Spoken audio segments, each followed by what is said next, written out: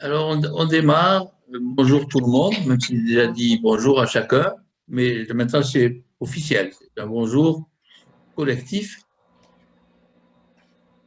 Alors, information générale, ce sera vite fait, mais important, je vais vous dire.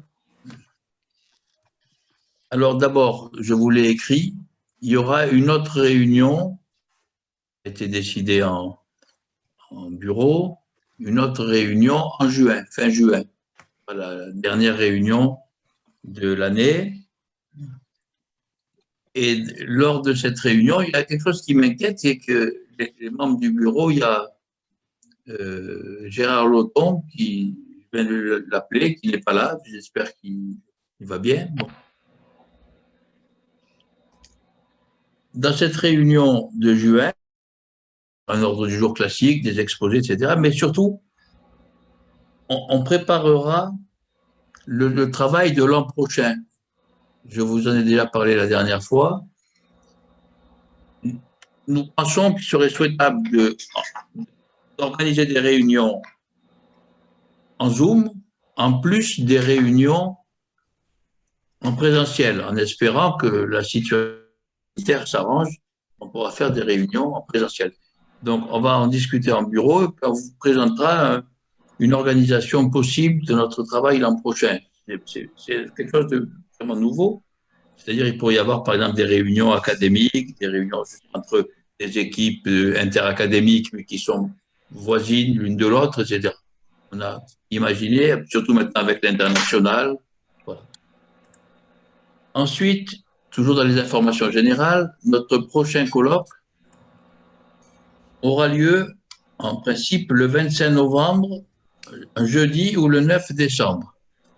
Alors, vous pouvez le noter. 25, ce sont des jeudis parce que Jean-Michel Blanquer est libre. Il a déjà réservé les deux dates parce qu'il fera la conférence d'ouverture comme d'habitude. On attend une réponse de l'hôtel de ville de Paris parce que je crois qu'on est d'accord que c'est quand même un endroit qui est bien agréable. Et le restaurant à côté, etc.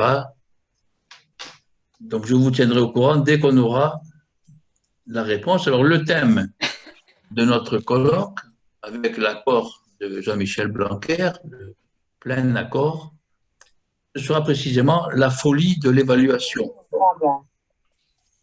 La folie de l'évaluation. Et pour vous dire un peu ce dont on envisage de parler, la constante macabre, ça fait partie de ce côté un peu fou de l'évaluation, ne représente qu'un sixième ou un septième des thèmes que l'on va aborder. C'est-à-dire qu'il y a des points qui relèvent de la folie, il n'y a pas que la constante macabre. Je vous le dis, on en saura plus dès que mon... J'ai pas le son.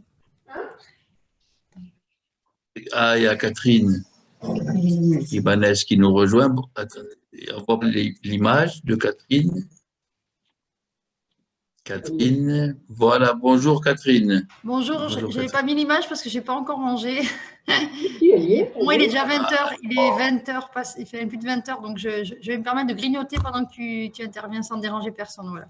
Non seulement ça ne nous dérange pas, mais en plus de te voir grignoter, ça nous met un appétit et on discute encore mieux. Donc tu peux y aller, ça ne nous dérange pas du tout. Merci. Donc voilà pour le colloque. Il y a le livre que je viens de finir d'écrire, il y a 2 mois qui est terminé, qui devrait sortir en juin. Je vous donne en avant-première, mais je pourrais même vous l'envoyer avant qu'il ne sorte même. Il est sur voie électronique et informatique. Ça va s'appeler La folie de l'évaluation, précisément. Et je dis tout de suite, c'est une extension envisagée. Voilà, Gérard nous a rejoints. On était inquiet, Gérard, de ne pas te voir.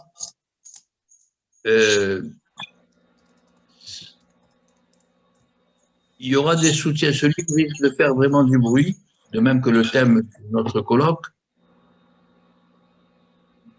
Je remercie même ici, parce qu'il y en a certains parmi vous, des soutiens de personnalités très connues, très importantes. Il y aura un chapitre entier dans ce livre, témoignage de soutien, à 5 inspecteurs généraux très connus. dans un ancien doyen de l'inspection générale de maths, qui est ici. Salut Jacques, je l'ai déjà dit salut.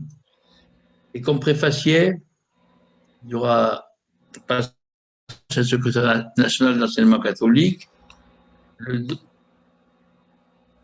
recteur Philippe Joutard et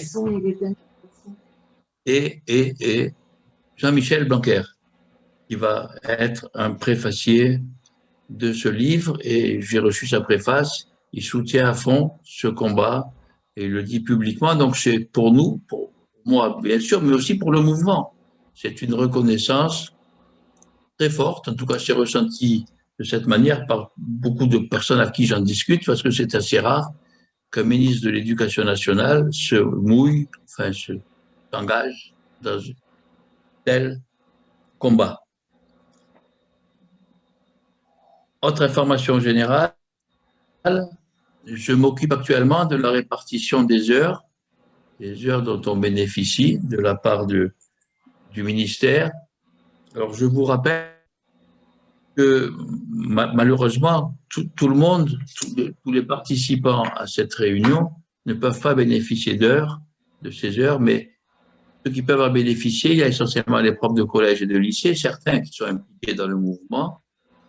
Je dois envoyer par académie un nombre d'heures supplémentaires attribuées à des collègues, mais en répétant, parce que c'est important, que tout le monde ne peut pas en bénéficier. Par exemple, les collègues d'enseignement catholique, malgré les efforts que nous avons faits avec Pascal Balmont, ça n'a pas abouti à ce jour. Un peu l'information. Ensuite, je m'adresse là aux coordonnateurs, je leur enverrai aussi un message par écrit. Il y en a certains parmi vous qui sont des coordonnateurs dans leur académie. Il faudra s'occuper dès à présent, le plus tôt possible, ce sera fait, de rapport d'activité concernant dans votre académie. Il y a des coordonnateurs, par exemple, pour le primaire, pour le secondaire, etc. Centraliser l'ensemble des rapports d'activité, puis c'est vous qui me l'envoyez. Mais ça, je vous le rappellerai. Et dans ces rapports d'activité, vous pouvez y joindre vos contributions, parce que je vous avais envoyé aussi un appel à contribution avec des thèmes que je vous proposais. Des thèmes. Ça fera partie, bien sûr, du rapport d'activité. Donc, ceux qui ont déjà écrit, il y en a certains parmi vous qui m'ont envoyé une contribution. Les thèmes dont on avait parlé, l'évaluation par projet, par exemple, le contrôle en cours de formation. Ah, voilà, je vois les nouveaux qui viennent d'arriver. Bonjour Fabien. Bonjour tout le monde. Là, j'ai peut-être trop nombreux. Bonjour à tout le monde. Voilà. Donc, c'est les coordonnateurs qui me feront parvenir hors d'activité. J'y inclus les appels à contribution. Les contributions qui figuraient dans l'appel que je vous ai envoyé. Alors, un dernier mot très rapidement sur le site, puisque Gérard est arrivé. Le site, vous l'avez déjà dit la dernière fois, il a été rénové. Tous les retours dont on dispose sont favorables. Les gens le trouvent bien plus clair qu'avant, etc. Et Gérard, que je tiens à remercier, il a dit, je parle de lui, il y avait ça Gérard Loton. Il est là, je crois. Ah, maintenant, il est là, mais il avait disparu. Voilà. Il continue à travailler, on va l'enrichir au fur et à mesure. Mais déjà, les grandes lignes, vous les avez à votre disposition, les points importants. Merci Gérard. Je peux ajouter quelques mots. Je peux le faire, vas-y, mais rapidement. Gérard. Ah, on ne t'entend pas, tu as le micro coupé. Voilà. D'accord. Oui, j'ai dû jouer entre le téléphone et l'ordinateur. J'avais audio. Oui, donc, comme on l'avait déjà précisé la dernière fois, nous avons revu le rubricage du site pour le rendre beaucoup plus simple. Il était un peu touffu. Voilà, et créer des nouvelles rubriques, notamment la rubrique internationale. Alors, je vois qu'il y a des amis de différents pays qui sont ici et je les salue. Et je leur redis que leurs contributions éventuelles sont bienvenues. Allô? Nous pourrons Allô, bien Ahmad? en faire état en les Je mettant envoie le lien, d'accord. en les mettant en ligne sur le site le moment venu. Voilà, donc également s'il y a des contributions en vue du prochain colloque, mais qui est plutôt fin novembre, début décembre, eh bien elles pourront également être mises en ligne. Et puis vous avez dû remarquer que ces épisodes comme celui que nous vivons actuellement, grâce au service de Ludovic, donc nous avons la vidéo qui est en ligne et je mets des points de démarrage de la vidéo aux différentes phases pour qu'on puisse, quelqu'un qui n'était pas là par exemple, puisse visionner un certain nombre d'épisodes de ces moments. Donc on a appelé les journées d'études en présentiel. Là, ce ne sont pas des journées, mais ce sont quand même des moments significatifs, et d'autant plus que par ce biais, nous pouvons être nombreux à des distances extrêmement grandes, ce qui n'était pas le cas dans la version en présentiel jusqu'ici. Voilà, merci. Merci Gérard pour tout ce que tu fais. Alors, on poursuit l'ordre du jour avec pas beaucoup, 3 minutes de retard. Gabriel Dias de Carvalho, ça se prononce comme ça, Carvalho, hein? Oui, c'est presque ça, c'est Carvalho. Carvalho, ça va mieux? Oui, ça va très bien. Ça va très bien, tu vois. C'est ça, il faut être bienveillant quand on évalue. Je demande comment ça va, il répond gentiment. Voilà. D'accord. Alors, d'abord, un petit mot concernant Gabriel qui nous a rejoint déjà il y a fait 3 mois. Je l'avais présenté. C'est le coordonnateur pour le Brésil. Le Brésil, ça fait, je crois que c'est le 10e pays. On a un réseau international dans notre mouvement. Et merci et bravo, Gabriel, pour ce que vous faites au Brésil. Et entre autres, il va s'occuper de la diffusion, de l'édition et de la diffusion de mon livre, La Constante Macabre, en portugais. Il a pratiquement fini. Le livre sera édité au Brésil. Et un grand merci pour tout ce que fait Gabriel. Voilà, je laisse la parole à Gabriel qui va nous parler du système éducatif brésilien. Alors, je m'excuse auprès des intervenants parce que je dois regarder la montre. Si à la fin je vous interromps, c'est parce que j'aimerais tenir le timing. Gabriel, vous avez la parole. Merci beaucoup, André. Bonjour à tous, à toutes. Je dis bonjour parce qu'ici au Brésil, il est 13h30. Donc, il y a beaucoup de soleil encore. Donc, c'est pour moi un très grand plaisir. Et je m'excuse pour mon accent parce que j'ai commencé à apprendre le français très tard. Mais je vais essayer de bien parler pour que vous puissiez comprendre les choses. Je fais connaissance de travail d'André. J'ai fait il y a 15 ans environ, lors de ma recherche sur le processus d'évaluation d'apprentissage. Il y a,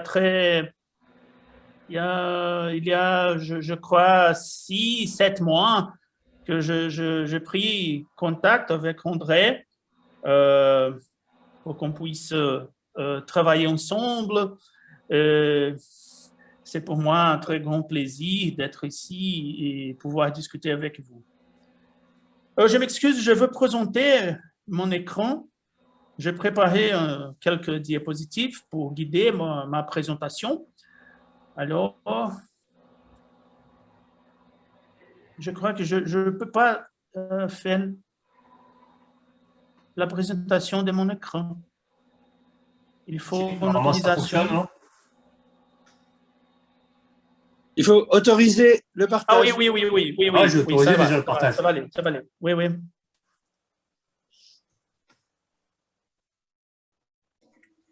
Alors,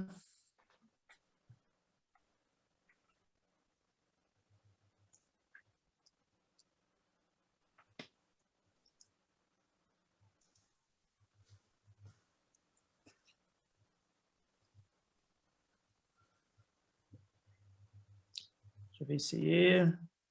Oh, ça va marcher.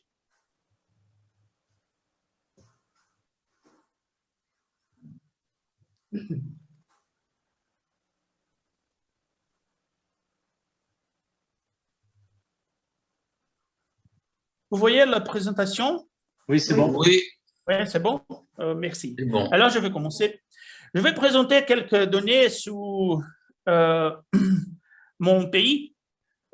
Ici, c'est le map le plan du Brésil. J'habite ici dans l'état de Minas Gerais. C'est le berceau du baroque brésilien. Nous sommes 26 États et un district fédéral qui c'est la capitale de mon pays qui s'appelle Brasilia. Au Brésil, nous avons 48 millions d'élèves à l'éducation basique. Je vais vous expliquer plus loin qu'est-ce que veut dire l'éducation basique, mais c'est pour les élèves jusqu'à 19 ans environ. Et nous sommes 2,2 millions enseignantes à l'éducation basique. Il y a beaucoup de gens pour travailler. Je vais vous montrer quelques données sur la situation brésilienne actuelle. L'éducation brésilienne, elle est guidée par le ministère national de l'éducation qu'on appelle MEC, M-E-C, pour aider le ministère de l'Éducation à travailler pour la loi de l'éducation. On a le Conseil national de l'éducation, aussi le INEP. INEP, c'est c'est un organe du ministère de l'Éducation qui fait des évaluations nationales pour les jeunes, pour les adultes. Toute la recherche sur l'éducation nationale est faite par l'INEP. Et aussi, on a dans chaque État et dans chaque ville du pays les secrétariats de l'éducation. Chacune de ces États, de ces villes, ont un conseil de l'éducation, soit de l'État, soit des villes. Les lois nationales sont faites et sont appliquées par le ministère de l'Éducation. Il y a un politique qui doit être appliqué dans les États, dans les villes, mais toutes les choses sont construites, sont appliquées, sont faites par le ministère national de l'Éducation. Les politiques éducationnelles sont créées par le ministère de l'Éducation. L'éducation nationale, le système éducatif est beaucoup plus simple que le français, par exemple, ou que le suisse, parce qu'il y a presque environ une unique trajectoire de l'éducation. De 0 à 3 ans, on appelle crèche. De 4 à 5 ans, l'éducation préscolaire. 7 ensemble, on appelle l'éducation infantile. Et les villes sont à charge d'administrer, d'organiser cette phase de l'éducation nationale. Après, de 6 à 14 ans, on appelle l'éducation fondamentale. Il faut avoir 200 jours à chaque année scolaire. On doit faire 800 heures par année scolaire. Il n'y a pas de différenciation. Ça veut dire que tous les élèves, n'importe quel État, n'importe quelle ville, quelle région de mon pays, il y a un programme éducationnel qui c'est le même pour tous les élèves. Il n'y a pas aucune différenciation entre les choses qui sont enseignées dans tout le Brésil. On appelle BNCC, c'est une espèce de programme national, on appelle Base nationale curriculaire. Il s'agit d'un curriculum que toutes les écoles, le privé, les écoles publiques doivent suivre. Et donc, il n'y a pas aussi l'orientation.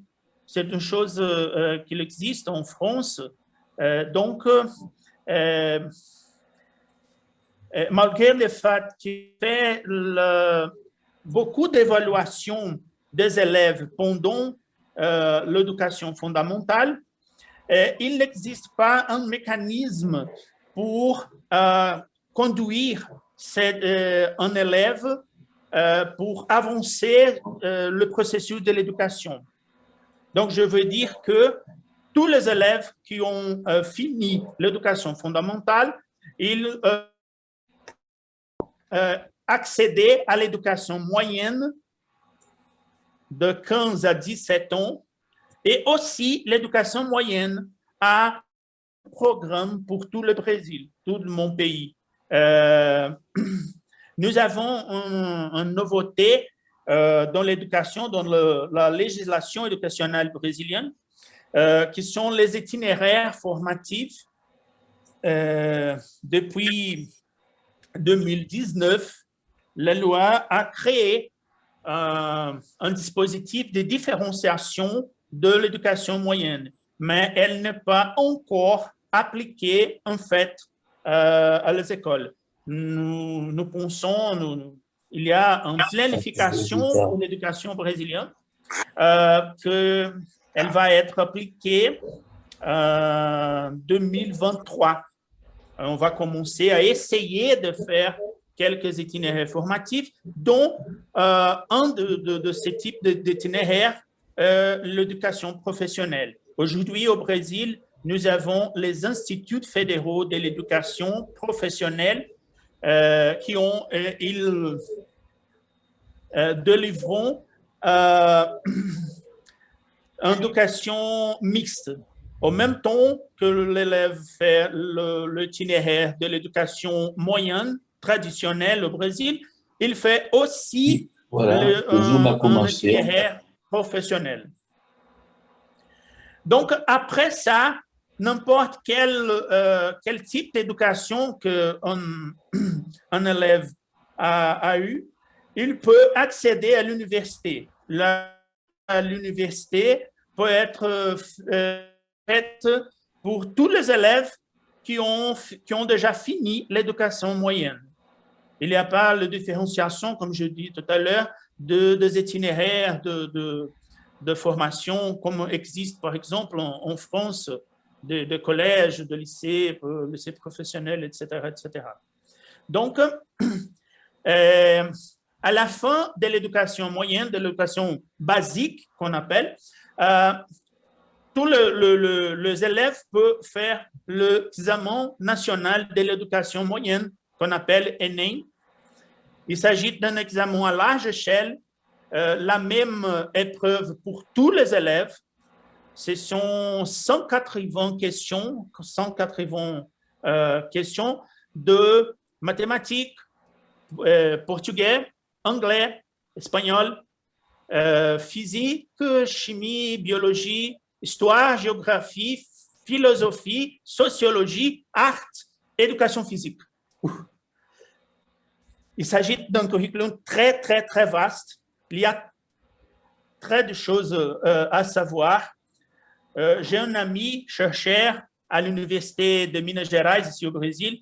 Il a fait une étude très intéressante. Il a démontré que la quantité de choses qu'un étudiant à 19 ans doit savoir pour faire cet examen est plus vaste que la quantité de mots existants au français parlant au courant.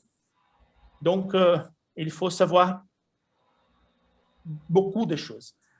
Et c'est dépendant du résultat de cet examen, l'élève peut choisir un cours en université, en formation universitaire. Donc, l'accès à l'éducation supérieure a été fait uniquement par l'examen national de l'éducation moyenne. Il n'y a pas d'autre façon de rejoindre l'éducation supérieure au Brésil. Aujourd'hui, pour les universités publiques, qui sont les universités que les élèves veulent accéder en plus. Bon, par l'éducation supérieure, nous avons un premier cycle qui s'appelle en portugais graduação, environ 3, 4, 5, 6 ans, ça dépendant de quel cours un élève va faire. Après, il peut faire le master, le doctorat, et voilà, postdoc, postdoctorat, cours d'espécialisation de 360 heures. Mais en général, ces 3 cycles sont la plus grande quantité d'élèves dans l'éducation supérieure brésilienne. Je vais vous fournir quelques données. Ici, c'est l'éducation basique, l'éducation qui c'est le conjoint de l'éducation infantile, fondamentale, moyenne, l'éducation professionnelle. Nous avons environ 48 millions et 500 000 étudiants, dont 39 millions à le réseau public et presque 9 millions dans le réseau privé de l'éducation nationale. Ici, nous avons aussi, c'est très, très touchant pour moi, la scolarité moyenne en 2017 de la population brésilienne, des élèves de 18 à 29 ans, ils ont environ 11 années d'études. La population des villes, les populations de villes ont 11,6 années d'études et la population, la campagne, la population a 9,6 années d'études. C'est environ à chaque 100 étudiants qui entrent à l'école brésilienne, 90 ont réussi de finir l'enseignement fondamental à 12 ans. 76 ont fini l'enseignement fondamental à 16 ans. Et seulement 64 ont fini l'enseignement moyen à 19 ans. Nous avons malheureusement beaucoup de Brésiliens qui ne peuvent pas lire ou écrire. Nous avons un taux d'analphabétisme très, très grand, 6,6% de la population. C'est dépendant de la région du Brésil, la région nord-est, où il y a Bahia, de très belles plages. Nous avons presque 14% de la population analphabète.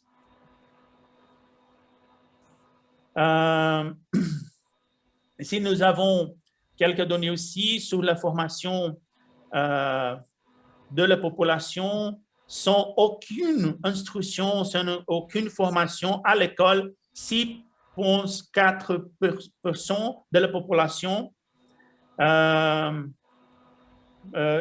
Nous avons presque 17,5% de la population avec la formation au niveau supérieur. Et donc, l'accès à l'université au Brésil est aussi un problème de classe sociale. Les gens, les sujets qui sont venus des classes défavorisées, historiquement, ils ne peuvent pas accéder à l'université brésilienne, surtout à l'université publique fédérale qui délivre des cours avec plus de qualité. Et donc, depuis 2012, on a commencé à appliquer la loi fédérale 12711. C'est une loi qui fait une réservation de places, 50% de places à l'université fédérale doit être réservée pour les élèves venant des familles défavorisées. Ça a commencé à changer le profil des étudiants brésiliens à l'université. On a eu beaucoup de résultats. On a aussi maintenant beaucoup de recherches pour vérifier le fait de dont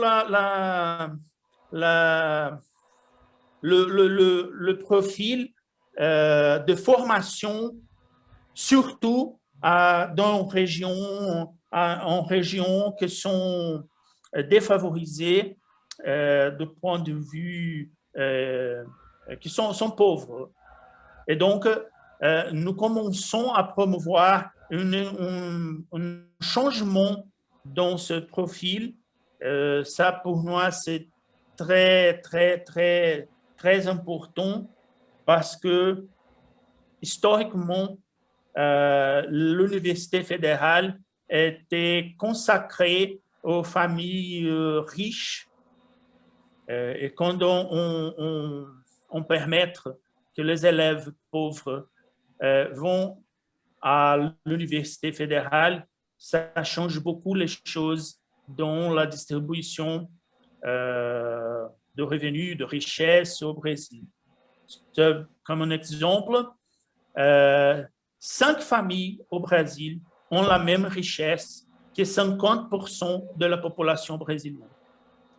Et ça, c'est une donnée très, très, très, très mauvaise pour la distribution de richesses et pour la qualité de vie de la population brésilienne. On a réussi de faire ce changement principalement jusqu'en 2007. Après, on a commencé à voir de coupage de notre à l'université, aux instituts fédéraux. Et donc, on a beaucoup de difficultés maintenant de maintenir le programme de distribution de revenus, le programme on appelle programme de permanence, parce que si les élèves sont pauvres, ils sortent de chez eux pour aller dans une ville où il y a une université. Il faut aussi garantir une quantité d'argent pour que l'élève puisse étudier, habiter, etc. Et nous avons forte baisse dans les revenus, dans le budget des universitaires, des instituts fédéraux aussi pour faire ça. Donc, c'est notre combat. On a toujours, en essayant de garantir de plus en plus des conditions pour que cette grande partie de la population a l'accès à l'université, à l'enseignement supérieur. C'est pour nous, c'est une très grande valeur. Alors, je vous remercie beaucoup pour votre attention. Je crois que je fais presque les temps.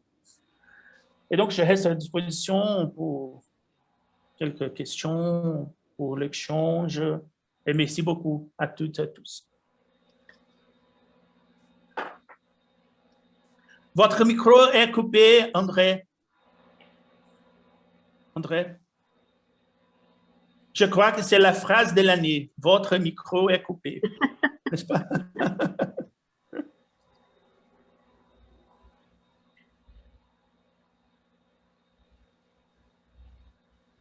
Je disais quelque chose d'important. Je remerciais Gabriel, vraiment.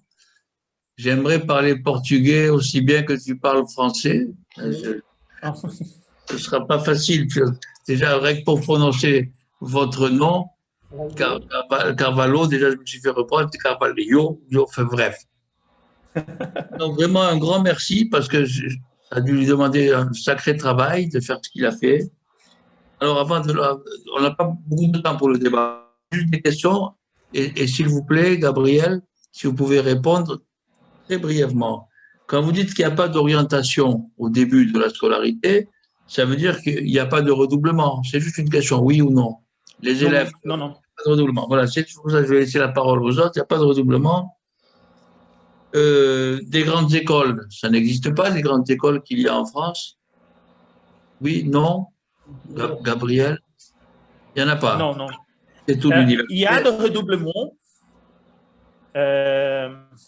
Et c'est bizarre parce que le redoublement, il y a beaucoup dans les classes primaires, la première année, dans les années d'alphabétisation, il y a beaucoup de gens qui redoublent.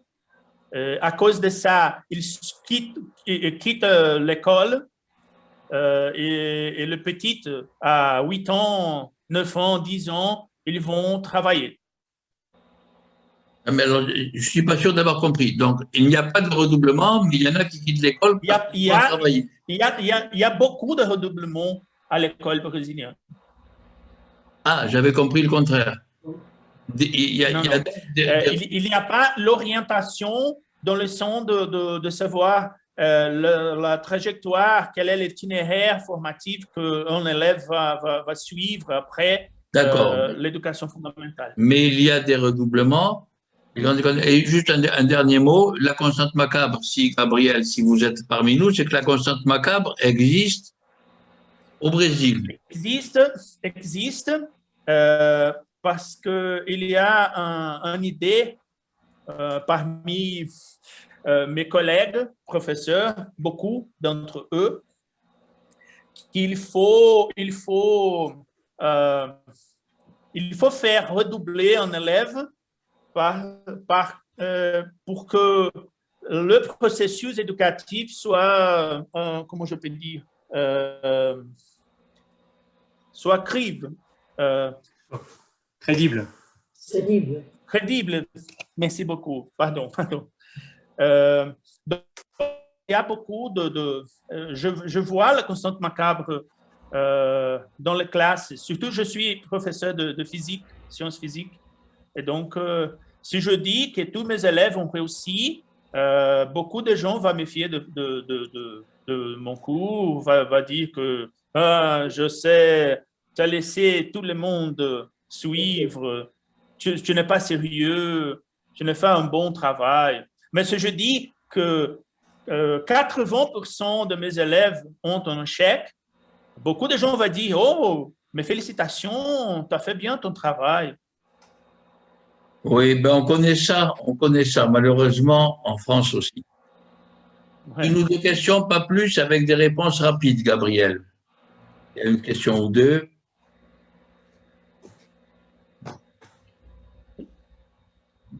L'enseignement est obligatoire jusqu'à quel âge? Est-ce qu'il y a un enseignement obligatoire? Obligatoire jusqu'à 19 ans. Oui, mais vous avez dit que les élèves quittaient l'école à 8 ans, 9 ans. Oui. Donc, il n'est pas obligatoire. Oui, mais il n'y a pas de fiscalisation, malheureusement, dans quelques endroits du Brésil. Malheureusement, les élèves quittent l'école, mais ils arrêtent d'aller à l'école, mais l'immatriculation, le registre, l'enregistrement d'un élève, il est encore actif à l'école. Donc, nous avons un très grand nombre d'élèves qui sont enregistrés à l'école, mais qui ne vont pas à l'école. Merci. D'accord? Et il y a ici au Brésil un programme de transférence de revenus, d'argent, pour les familles très, très, très pauvres qui s'appelle Bolsa Família, c'est Bourse Famille, quelque chose comme ça. Il y a une seule exigence, que les élèves, que les fils et les filles, hein, les enfants, ils doivent être enregistrés à l'école pour recevoir ce type d'argent. Donc, l'élève quitte l'école, mais il continue enregistré dans le secrétariat municipal de l'éducation. Alors, dans le même ordre d'idée, 50% réservés aux enfants, aux élèves de milieux défavorisés pour l'université. Est-ce que c'est vraiment suivi, cette règle? Est-ce que c'est vraiment 50%? Oui. Vraiment? Quand l'élève fait l'ENEM, c'est l'examen national, après les résultats, il y a un système sur l'ordinateur, un système pour le choix de place de l'université. Ce système, il est déjà chargé de les lois de réservation de place. Et je suppose qu'est-ce que ça veut dire milieu défavorisé, en gros, mais parce que c'est pas, on va pas le faire ici, c'est pas, on n'est pas défavorisé. Ça veut dire que c'est les très pauvres, les pas pauvres, les pas riches. Il y a beaucoup de comment je peux dire, la loi de réservation, elle fait beaucoup de situations. Par exemple, il faut être étudiant de l'enseignement basique à l'école publique. Ici au Brésil, tous les élèves, tous les sujets qui sont venus de familles riches, ils vont à l'école privée jusqu'à l'éducation basique. Et après, ils vont à l'université publique. C'est un peu bizarre de comprendre. En général, ici au Brésil, on ne comprend pas ça très bien. Mais il faut être venu de l'éducation basique publique. Il y a une réservation pour les élèves que la famille a un revenu de un salaire minimum, le plus bas salaire du Brésil, par personne qu'habite chaque résidence. Aussi, il y a aussi une réservation pour le noir, pour les autochtones, qui sont, on appelle quilombola, qui sont les personnes qui sont venues, sont indigènes, le noir, qui sont esclavisés. Donc, il y a beaucoup de règles qui doivent être suivies. Je m'en doute. Alors, merci beaucoup, Gabriel. Donc, bonne chance pour lancer la constante macabre, la lutte contre la constante macabre au Brésil. Je vois que vous avez du travail à faire. On peut applaudir encore Gabriel pour son exposé. Oh, merci beaucoup. Et je suis désolé pour mon accent. Il y a beaucoup de temps que je ne parle pas français. C'est très, très bien. C'est très bien. Je dis bonjour à Denis. En fait, j'ai déjà habité à Genève et donc je parlais beaucoup. C'est une bonne transition. Non, mais si on pouvait parler le portugais comme vous parlez le français, on serait tous contents. Puisqu'on parle de Genève, c'est une excellente transition pour l'exposé suivant. Yviane Rouillet. Alors, je change d'écran pour voir si je peux voir la caméra d'Yviane Rouillet. Je ne la vois pas. Mais je suis là. Mais où c'est que tu es? Attends. Bon. Yviane. Ah, voilà. Yviane, au beau milieu de mon écran, au centre, vraiment. Le centre du rectangle, en plein centre. Yviane Rouillet. Oui, alors, rebonjour, bonsoir. Je veux dire d'abord deux petits mots pour te présenter, mais rassure-toi, tu vas avoir la parole. Alors, ce n'est pas la même situation qu'au Brésil, parce que Yviane m'a contacté pour au sujet de l'évaluation par contrat de confiance, mais parce qu'elle était déjà impliquée dans ce dossier d'évaluation par contrat de confiance, et elle s'occupait d'une revue. Et elle m'avait demandé d'écrire un article, pas tout à fait la même situation qu'au Brésil. Elle mettait déjà en pratique l'évaluation par contrat de confiance avant de rejoindre notre mouvement et on est ravis de l'avoir accueillie parce qu'elle ne vient pas d'arriver, ça fait déjà 2 ans maintenant, je crois, à peu près. Yviane, tu as la parole. Bien. Alors, bon, ben voilà, comme dit André, il paraît que j'ai aussi un accent un peu J'ai différent. pas... Voilà, donc en fait, j'ai choisi de développer un peu plus l'école obligatoire. Donc, en quelques mots, ben déjà, système éducatif en Suisse, comme je dis toujours à André, on a donc 26 cantons, on a 4 langues, on a 3 plans d'études. Donc, on a un plan d'études pour les cantons romans et le Tessin. On a un plan d'études pour les cantons germanophones et les grisons, qui ont encore une autre langue. Et puis, un plan d'études pour le Tessin.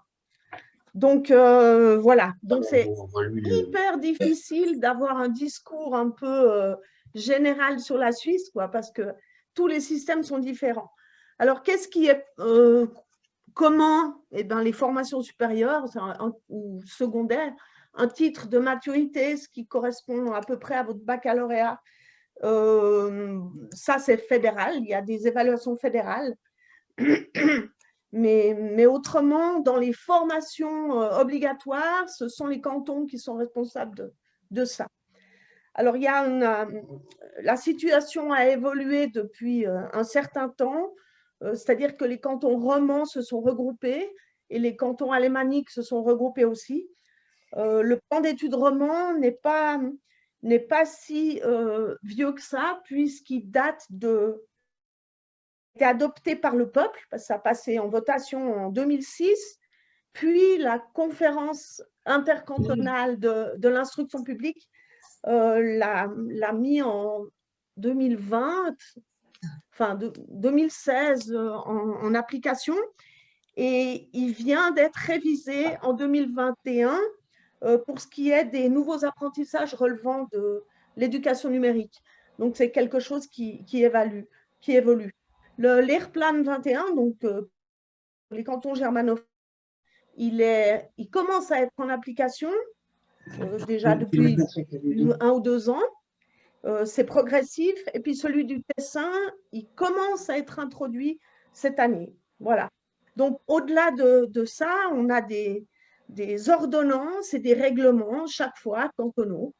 Là, je suis en ce moment chargée de faire un petit tour d'horizon suisse pour une étude que je fais autour de la promotion des élèves, du type d'évaluation à la fin de l'année. Mais c'est hyper difficile parce qu'il n'y a pas… Voilà, il faut déjà aller sur chaque titre cantonal germanophone, puis comprendre ce qui est écrit, traduire les ordonnances, etc. Voilà. Vous dire que oui, la formation obligatoire, bien, c'est 11 ans au total. J'ai vu qu'on avait en Suisse à peu près 91% des jeunes adultes jusqu'à 25 ans qui avaient une certification secondaire. Et puis, on aurait à peu près 1/3 des adultes qui auraient un diplôme tertiaire. C'est juste une petite indication comme ça en passant. Donc, depuis quelques années, il y a eu un concordat qu'on appelle ARMOS du côté roman, donc francophone. Et les degrés maintenant s'appellent la même chose. Enfin, on essaye. C'est-à-dire que l'école commence à 4 ans avec la 1H, première ARMOS, et puis va jusqu'à la 11H. Mais on a quand même des cantons, comme le canton de Vaud, qui parlent encore de 1P, 2P. On a chez nous, on dit encore 11CO. Donc, chacun garde un peu ses habitudes là-dedans. Donc, on a une conférence intercantonale de l'instruction publique romande, donc comme je disais avec le Tessin, qui travaille sur tout ce qui est roman. Et puis, on a un institut qui s'appelle IRDP, un institut roman de documentation pédagogique, où un certain nombre d'études se font. J'ai par exemple trouvé là-bas quelques infos. Donc, je ne vous ai pas mis un PowerPoint tout le long parce que j'ai eu plusieurs heures d'enseignement cette semaine où je n'ai vu que mon PowerPoint et j'avais envie de vous voir. Mais je vais quand même partager mon écran pour un document là qui vous montre un petit peu la diversité. Donc, partage d'écran ici.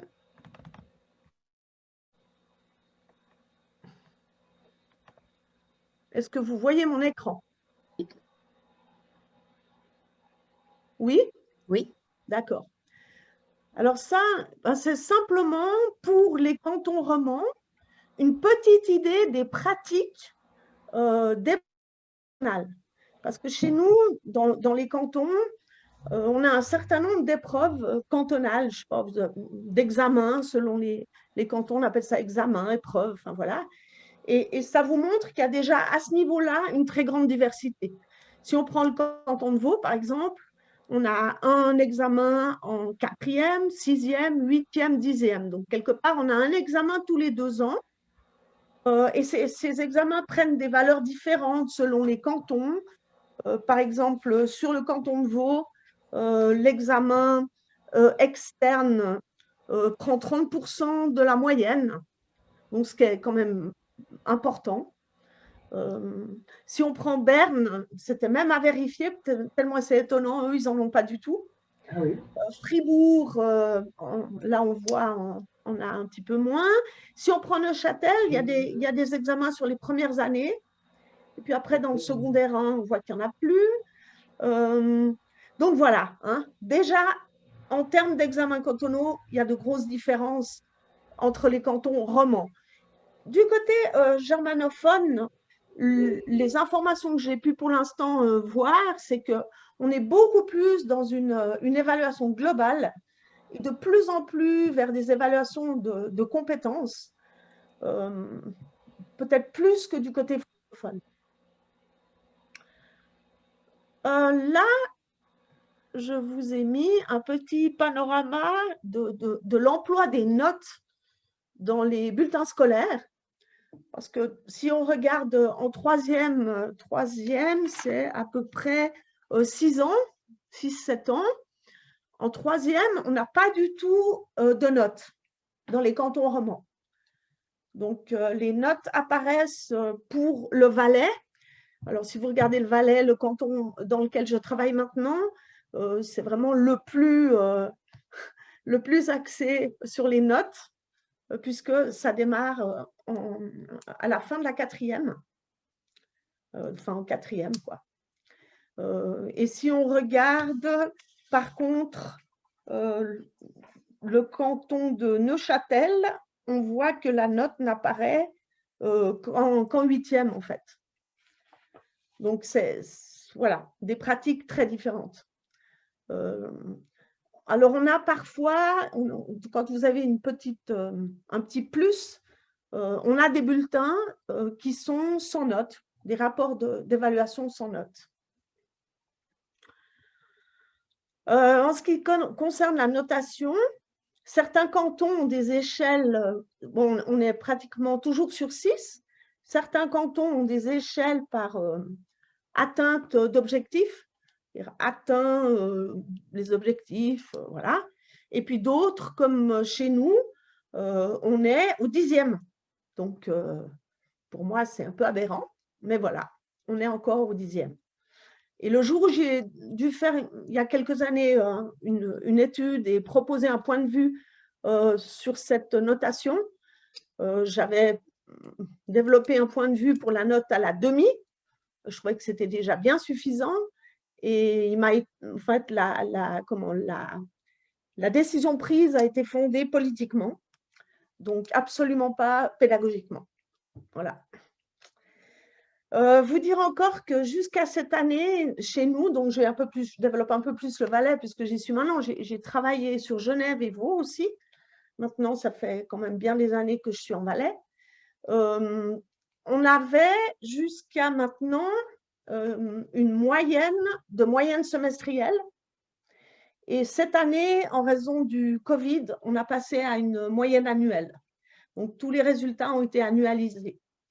Et bon, là, en l'occurrence, je suis chargée d'une petite étude pour essayer de montrer, je dirais, la plus-value de l'annualisation pour que le service d'enseignement prenne une décision sur sa pérennisation ou pas. Donc, pour moi, on est un des cantons, je vais dire, le plus rétrograde, quelque part, le plus traditionnaliste par rapport à l'évaluation. Je vous ai encore mis juste une dia pour montrer qu'il y a des compléments à ces notes. Donc, si on prend le canton de Berne, on avait vu qu'il n'y avait pas d'examen cantonaux. Par contre, il y a un entretien pour les parents, avec les parents, qui est assez défini. L'auto-évaluation des élèves est renforcée. Si on prend Neuchâtel, voilà, ils ont plusieurs moyens de communication, puisqu'ils ont un carnet de communication avec la famille, un agenda scolaire, voilà. D'autres cantons comme le Valais, on a des bulletins intermédiaires, les examens cantonaux. Évaluation globale, c'est pour les petits degrés jusqu'à la 4H. Et puis, si on prend le canton de Vaud, alors eux, ils ont des évaluations externes qui ont différents statuts. Tantôt, elles comptent dans la note, tantôt, elles sont éducatives. Enfin, voilà, ça dépend. Si je prends l'organisation, j'ai jusqu'à quelle heure, André? Parce que là, c'est quart, l'heure où normalement… encore combien de temps? Ton micro est éteint. André, donc je coupe systématiquement les micros. Pardon. Je disais, tu as encore quelques minutes, Tibiane, vas-y. D'accord. Mais disons 5 minutes maximum, vas-y. 5 minutes. 5 ou 6. Alors peut-être je vais choisir… D'accord. Je vais peut-être choisir de parler un petit peu de promotion, parce que même la promotion entre les degrés et les cycles est différente. Si je prends par exemple le canton de Berne, on a un passage plus ou moins automatique dans le degré supérieur. À Fribourg, on a des redoublements exceptionnels, mais qui doivent être accompagnés de mesures de soutien. À Genève, c'est beaucoup plus complexe, ça dépend des degrés. On a des promotions automatiques en 1H, 2H. Puis après, selon les degrés, c'est relatif à la moyenne ou pas. Enfin, voilà. Chez nous, il n'y a pas normalement de redoublement jusqu'à la 3H. C'est exceptionnel. Mais après, entre la 4e et la 8H, si on n'a pas 4 sur 6, puisque 4 est le seuil de maîtrise, il y a un redoublement. On travaille passablement là-dessus avec un collègue qui a vraiment, je crois, enfin maintenant il est à la retraite depuis un certain temps, mais je crois qu'il a décidé qu'il ne lâcherait pas le morceau. Donc, il me disait qu'on avait encore 500 élèves qui redoublaient chaque année dans notre canton. Si on prend le canton de Vaud, on a une promotion, on a souvent en fait une promotion automatique dans le premier cycle. Et puis dans certains cantons, alors on a des conseils de direction ou des conseils de profs qui prennent les décisions de passage. On a tendance de plus en plus à prendre en compte les capacités transversales, notamment à Berne, où ils sont en train vraiment de former les enseignants pour évaluer les capacités transversales. De plus en plus, on a des évaluations globales où en fin d'année, on prend d'autres indices pour voir si on fait passer les élèves ou pas. Bon, ça fait 3 minutes. Je vais juste un petit peu parler des PCC alors. Voilà, puisque c'est vrai que, bon, au moment où j'ai contacté André, c'était en 2019, je ne le pratiquais pas encore vraiment, je commençais, mais j'avais pris connaissance d'un ouvrage et puis comme je devais faire 2 dossiers, enfin j'avais décidé de faire 2 dossiers sur l'évaluation plutôt bienveillante, constructive pour la revue des syndicats des enseignants en roman. Je m'étais dit que c'était vraiment important qu'il y ait un article là-dessus. Pour ma part, bon, je l'ai pratiqué comme je pouvais, c'est-à-dire je suis formatrice, entre autres, d'enseignants. Je donne des cours en évaluation. Donc, dans chaque cours, je l'ai mis en œuvre. Maintenant, j'ai essayé d'impliquer. Cette année, j'ai plus de charge de cours parce que j'arrive à la retraite. J'essaie d'impliquer des collègues, mais c'est assez difficile. En tout cas, il n'y a personne qui veut venir dans le mouvement pour prendre la suite, quoi. Et je dirais que je connais aucune expérience autre sur le terrain. Bah, notamment parce que c'est tellement découpé que c'est très difficile de savoir ce que les gens font à droite, à gauche. Donc, j'ai que mon expérience et l'expérience d'équipe dans laquelle j'ai travaillé, quoi.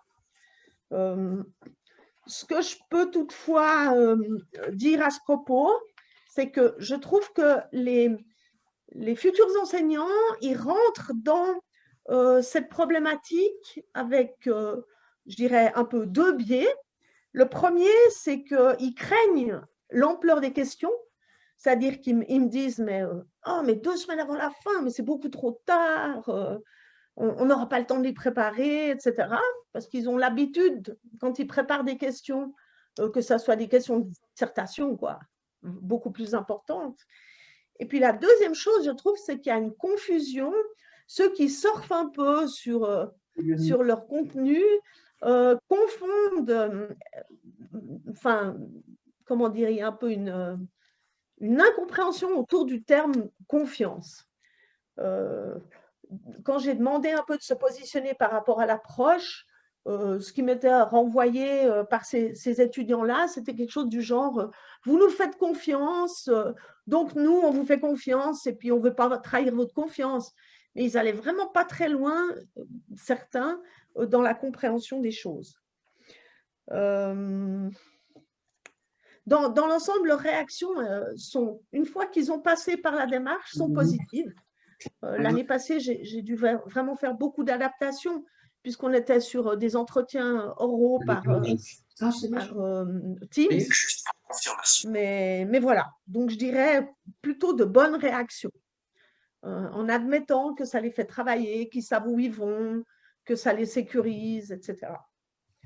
Donc les perspectives, ben voilà, je pense que j'aurais vraiment de la difficulté. J'ai réussi à entraîner là, cette année dans mon sillage 2 cours auxquels je participe mais que je ne gère pas.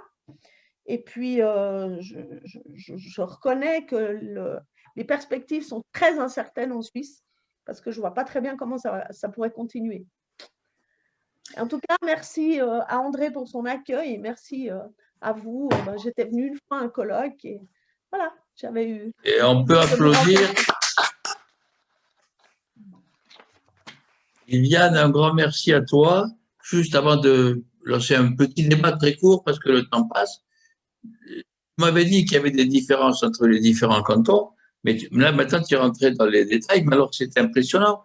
Alors, la première question que je te pose, il existe un exemple de structure nationale dans la scolarité, quelque chose qui est commun à tous les cantons, parce que quand on regarde ça, ça fait peur un peu, on se dit c'est pas possible, c'est un même pays, il n'est pas très grand, en plus comme pays, avoir toutes ces différences. Alors la question précise que je te pose, si tu peux répondre brièvement, est-ce qu'il y a une ou deux mesures qui sont valables partout? Je pense que c'est à partir de la fin du secondaire ou du tertiaire, où là, les écoles de culture générale, les maturités académiques, les maturités professionnelles, là, on a des structures vraiment communes. Une maturité gymnasiale dans un canton est reconnue au niveau fédéral. Oui, c'est-à-dire à partir de quel âge pour les élèves? 15 ans? 15 ans, c'est… Non, 15 ans, c'est la fin de l'obligatoire. Donc, je dirais au-delà. Même la fin de l'obligatoire, il n'y a pas forcément des certificats. Enfin, en tout cas, on n'a pas de certificat de fin d'études. Alors, seconde question, une suite de ma première question, mais ça doit être terrible si un Suisse veut changer de canton pour mettre ses élèves à l'école, avec toutes ces différences qu'il y a, il doit y avoir un point de correspondance, comment ça se passe? Alors, depuis quelques années, on a le plan d'études roman, et c'est ça qui fait foi. Mais il y a encore quelques années en arrière, on avait des plans d'études cantonaux. Maintenant, c'est roman. Donc, ça veut dire que les compétences sont fixées pour tous les cantons romans. Pour ce qui est, enfin, oui, roman. Après, les cantons alémaniques ont un autre système. Mais là, il y a quand même deux groupes. Canton roman, Armani. Ben, il y a 3 plans d'études, donc. Ah, voilà. Ouais. Donc là, il y a moins de regroupement chez le mathématicien Il y a qui des te parle. regroupements. Voilà, il il y y en a a des que 3. regroupements. Et le germanophone est le plus gros puisqu'il y a 21 cantons. Mais voilà, on est vraiment… Enfin, moi, je suis dans un canton bilingue.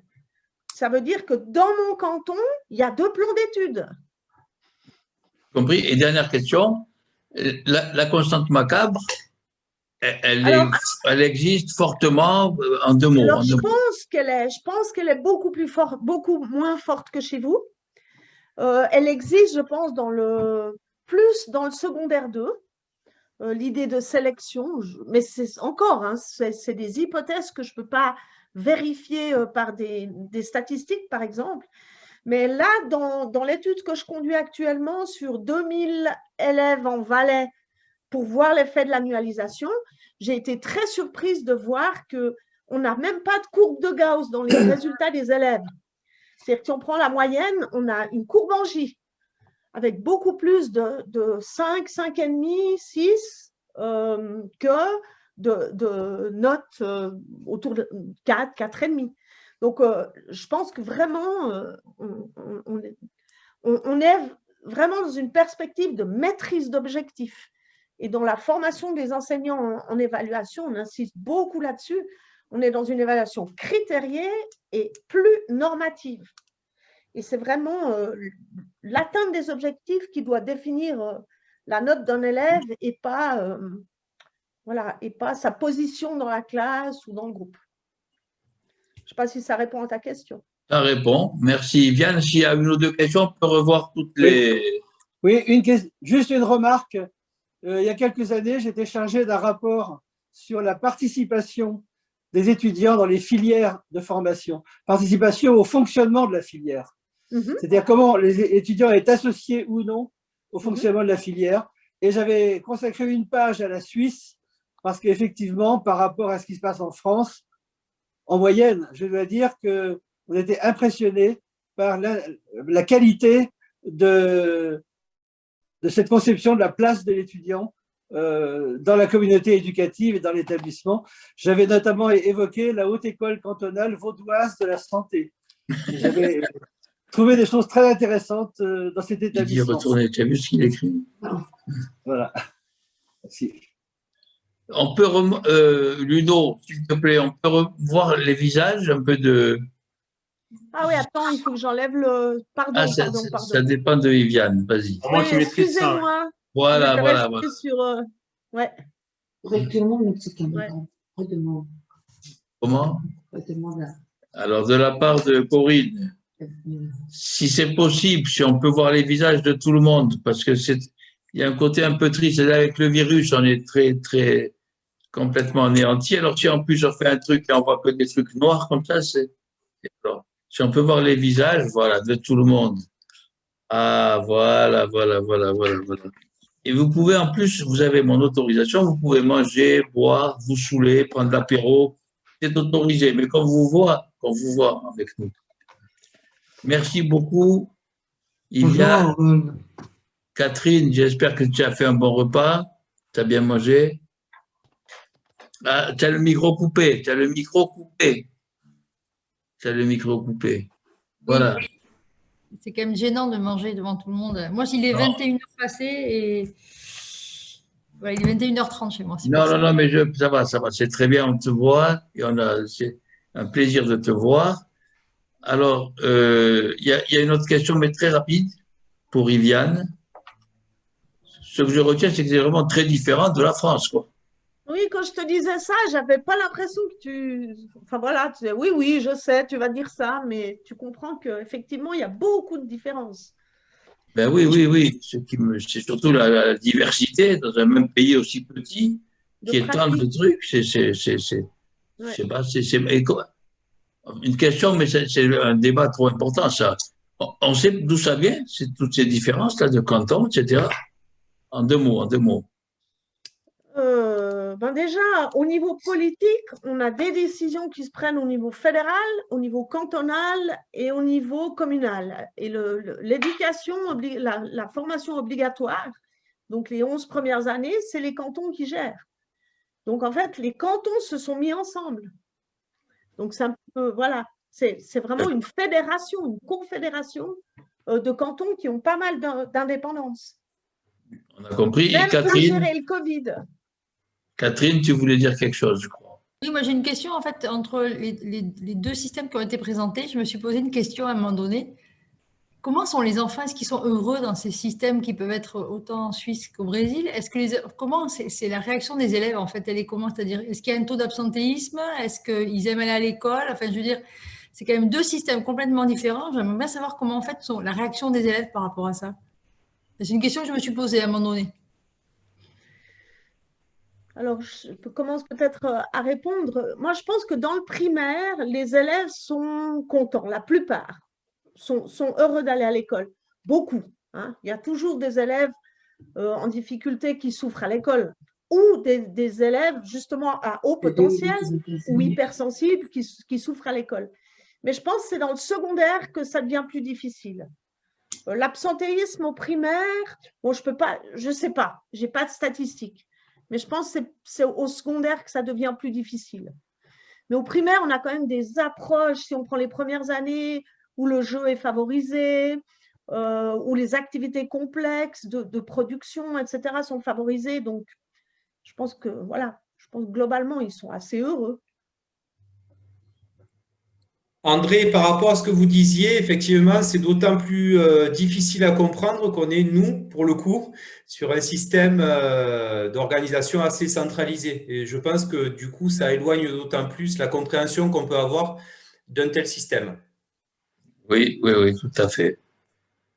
Et bon, mais écoutez, je propose qu'on passe à l'autre point de l'ordre du jour, mais là, rassurez-vous, on va être dans les temps parce que là, c'était un peu vague. Témoignage de coordonnateurs académiques. Alors, il y en a beaucoup déjà qui ont témoigné lors des réunions précédentes. Il reste encore une réunion en juin. Il y a le rapport d'activité où on pourra témoigner. Moi, ce que j'aimerais, c'est présenter plutôt ceux qui ont rejoint notre mouvement cette année. Charles-Édouard, voilà. Si vous voulez dire très, très rapidement, une minute de présentation, ce que vous faites au lycée clinique, avec Jérôme Daïdé, qui est le proviseur et qui est une pièce maîtresse dans notre mouvement depuis plusieurs années. D'accord. Bonjour à tous.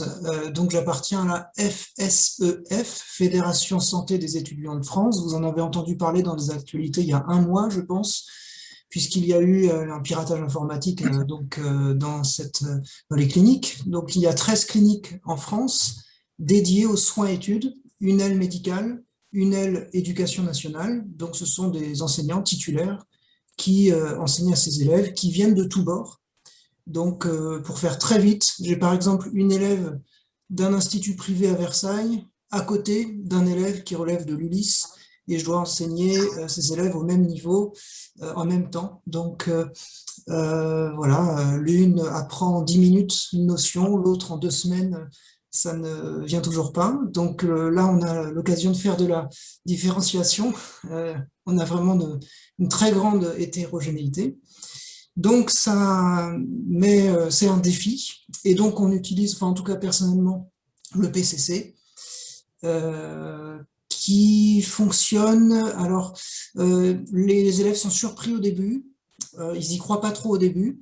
Et puis, finalement, bon, ils comprennent que c'est vrai quand je leur dis que la majorité des exercices ont déjà été corrigés. Donc, voilà, ça avance. Il y a une confiance, effectivement, que je vois aux évaluations, beaucoup moins de stress. En tout cas, c'est un défi très intéressant à relever. Merci. Bonsoir à Nathalie qui nous a rejoint. Je ne vois pas Nicolas. Oui, il est là. Où il est où? Eh bien, il est là. Nicolas? Il a mis sa caméra même tout à l'heure. Oui, Ah, voilà, enfin, je vois Nicolas. Bon, là, il reste encore 2 ou 3 minutes sur les. Et je voulais présenter aussi d'autres qui nous ont rejoints, que j'avais invités pour cette réunion. Nicolas est là, et je sais pas s'ils sont là. Qui? Monsieur Van Gout, il était là tout à l'heure. Bon. Oui, oui, je suis là. Jean-Marie Van Gout, voilà. Je suis là. Merci, Monsieur Antibi, pour l'invitation.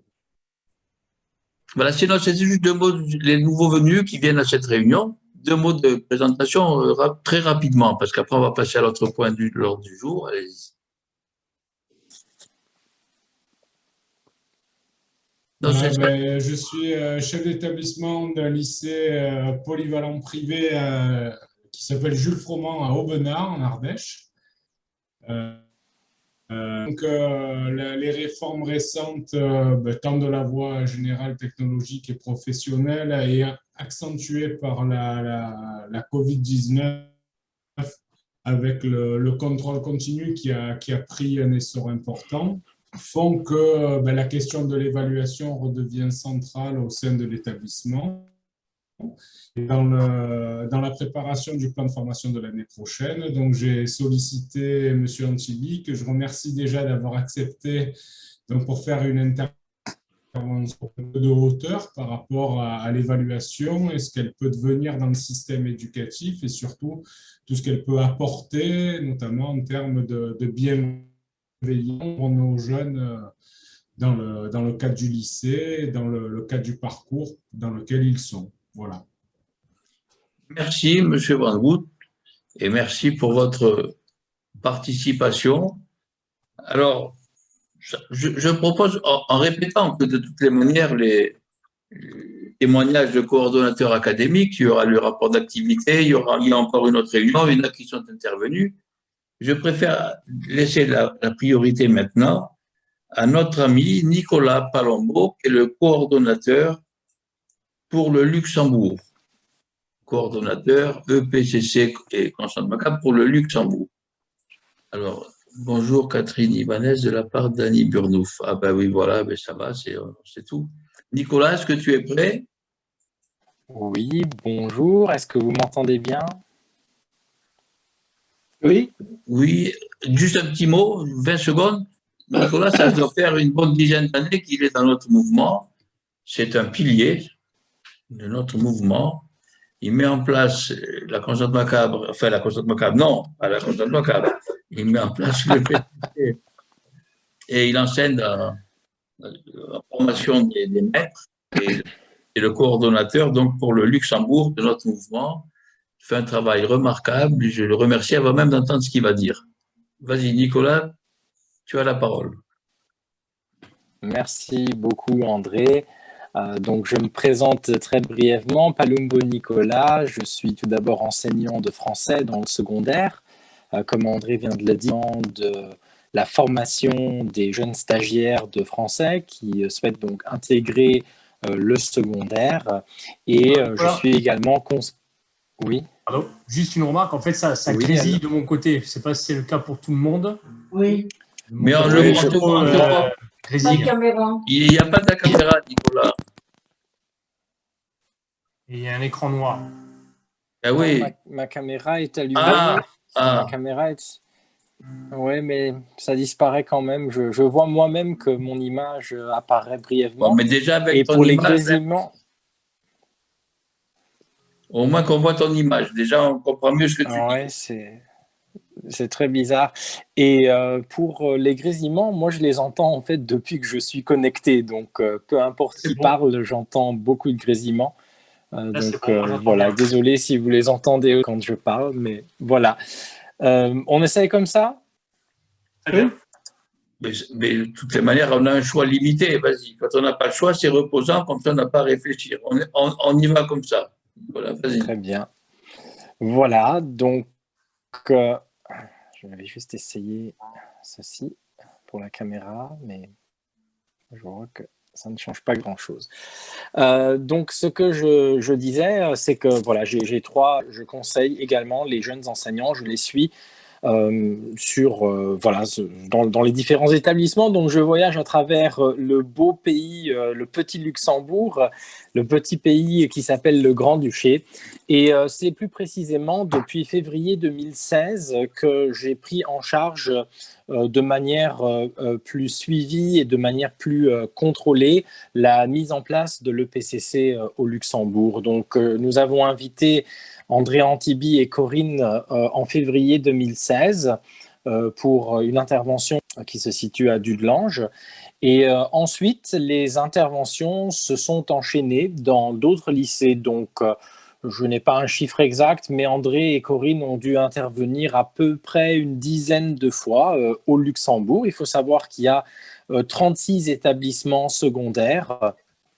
Et voilà, il y a encore de la marge en ce qui concerne les interventions qui, pour l'instant, ont fortement été réduites en fonction de la crise. Dans cette intervention, je parlerai un tout petit peu de la mise en place de l'EPCC, peut-être dans mon lycée, et également de manière générale au Luxembourg. Alors, comment mettons en place l'EPCC au Luxembourg? Eh bien, moi, je profite de mon rôle de formateur pour intégrer l'évaluation des modules sur l'évaluation. J'ai entendu une collègue tout à l'heure dire qu'elle était en charge de formation sur l'évaluation. C'est également mon cas au Luxembourg, mais je ne suis pas le seul à assurer ces formations et tous mes autres collègues du module sur l'évaluation ont pour obligation de présenter, ça fait partie du programme, de consacrer une partie d'une séance à l'évaluation par. Donc, on peut dire que chaque année, il y a à peu près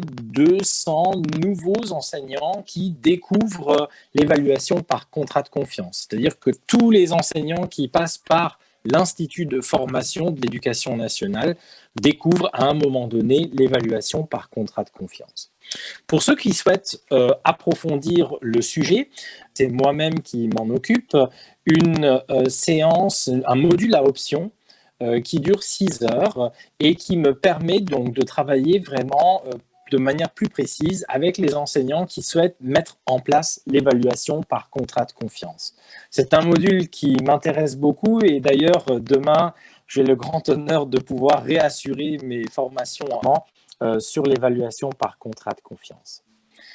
Les stagiaires doivent également, lors de leur formation qui dure 2 ans, rédiger ce qu'on appelle un projet de recherche-action, si vous voulez. C'est une sorte de petit mémoire.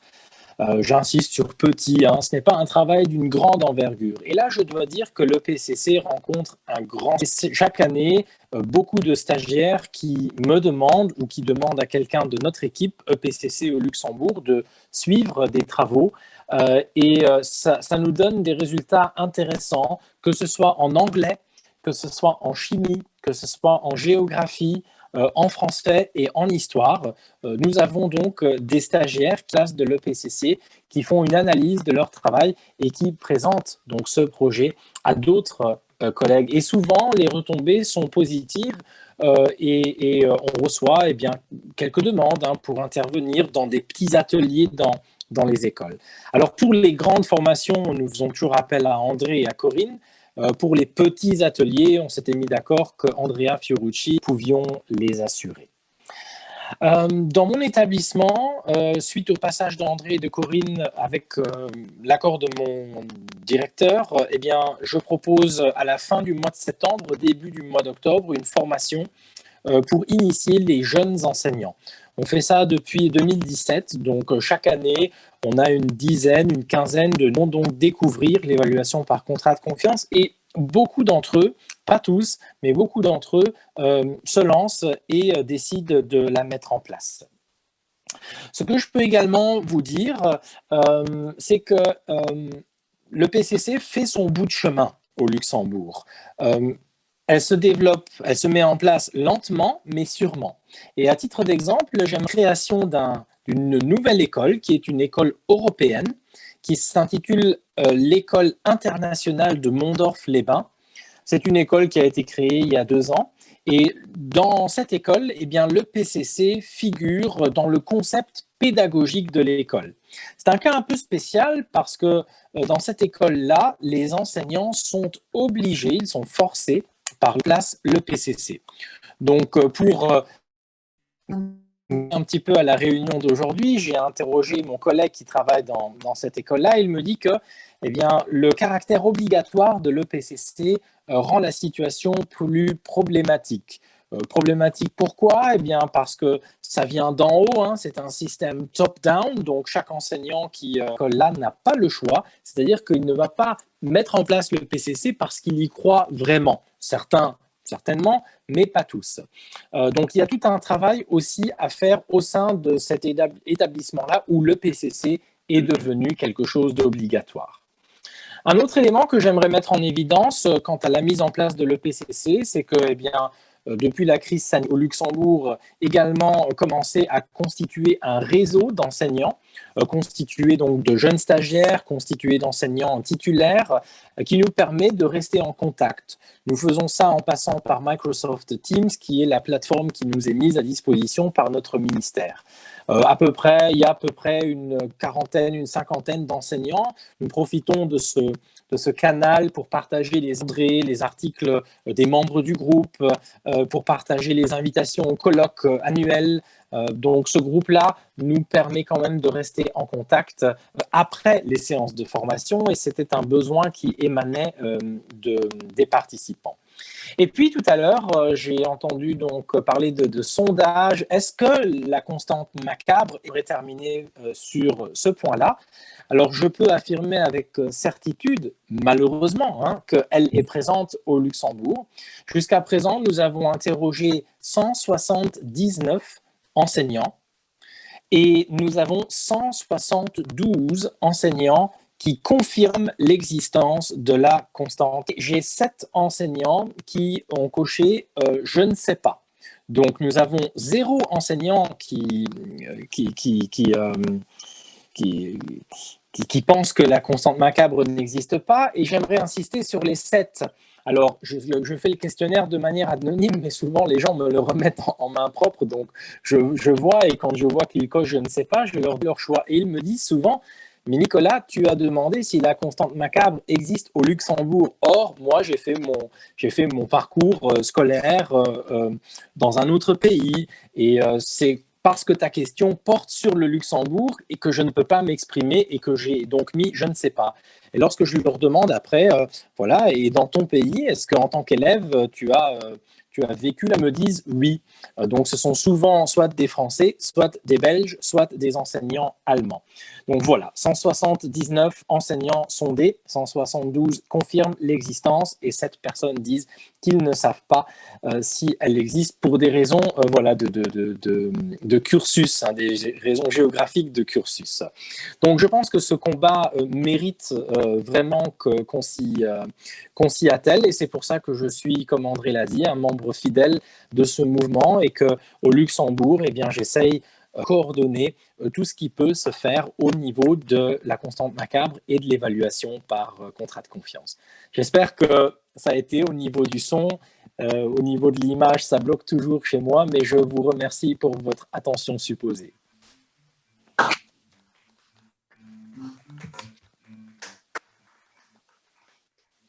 Merci Nicolas.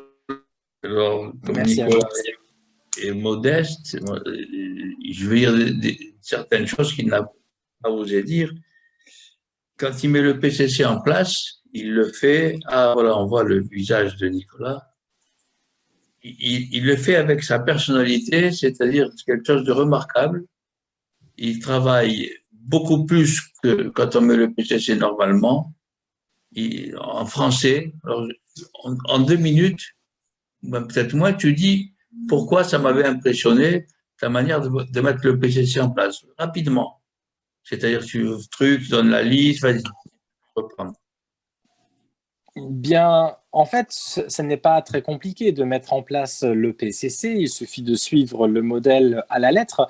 Les problèmes qui interviennent en français portent surtout sur tout ce qui concerne le travail sur les textes ou le travail sur des livres de l'erreur.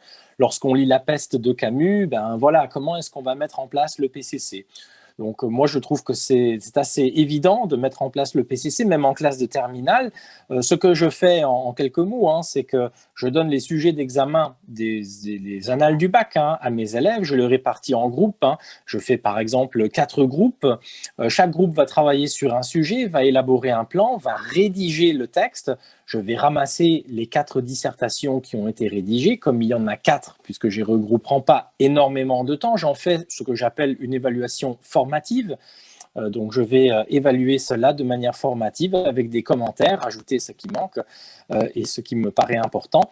Et ensuite, je vais rendre ce travail-là et nous allons partager les 4 dissertations qui ont été rédigées. Et puis, pour le contrôle continu ou le contrôle final, eh bien, je demande à mes élèves de préparer les 4 sujets et j'en propose un. Pourquoi 4 ? Eh bien, pour rester tout simplement dans le volume proposé par André et Corinne. Donc voilà, si c'est 2 dissertations, on note sur 60 au Luxembourg, si c'est 2 dissertations sur 30 points, eh bien, nous préparons 8 sujets ensemble, je les évalue, je les corrige, je les rends, nous les partageons. Ça me semble important de partager le travail puisque je considère que nous sommes une communauté appuyée du travail de l'autre qui a été supervisé par l'enseignant. Et je pense que depuis que je fais ça, je suis beaucoup plus satisfait des résultats de mes élèves dans les productions. Juste une remarque, Nicolas, rien à voir avec tout ce qui a été présenté. En fait, quand on voit votre image, le son est correct.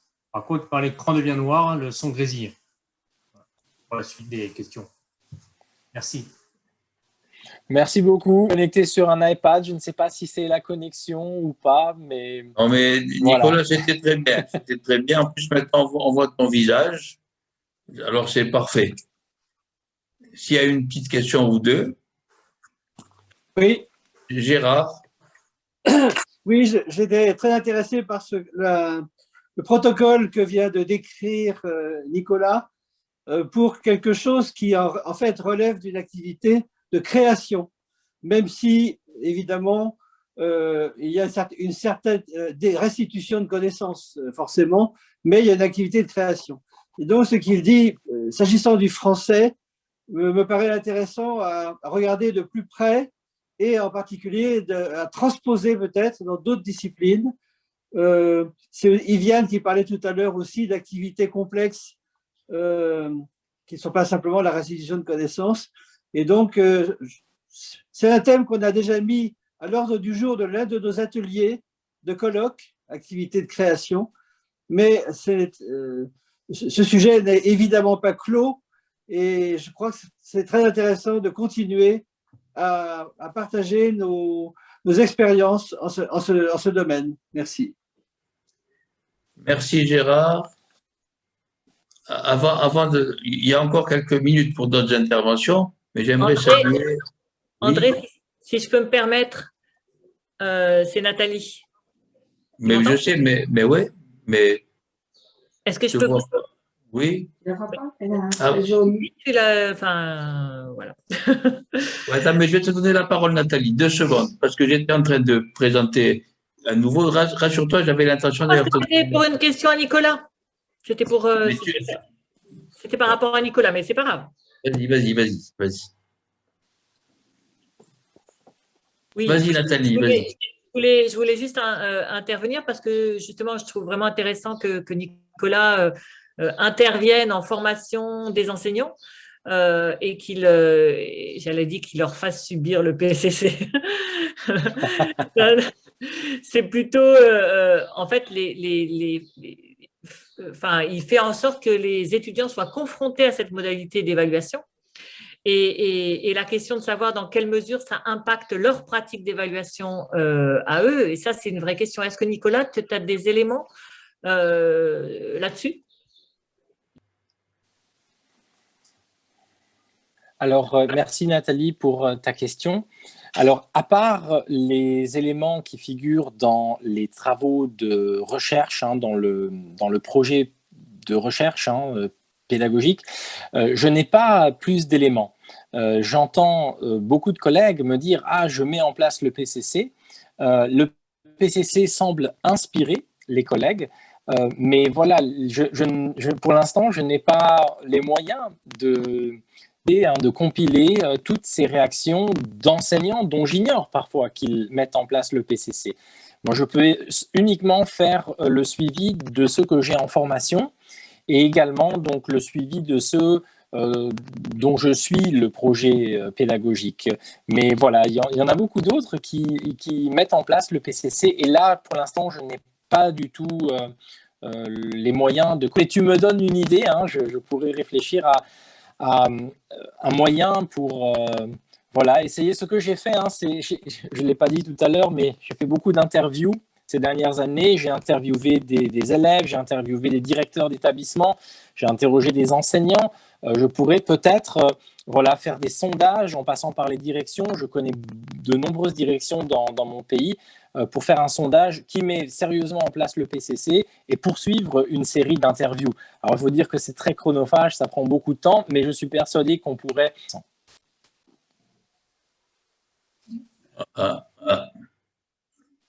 On pourrait, je termine sa phrase, on pourrait le faire et que ce sera très intéressant. Voilà, c'est ce que voulait dire Nicolas.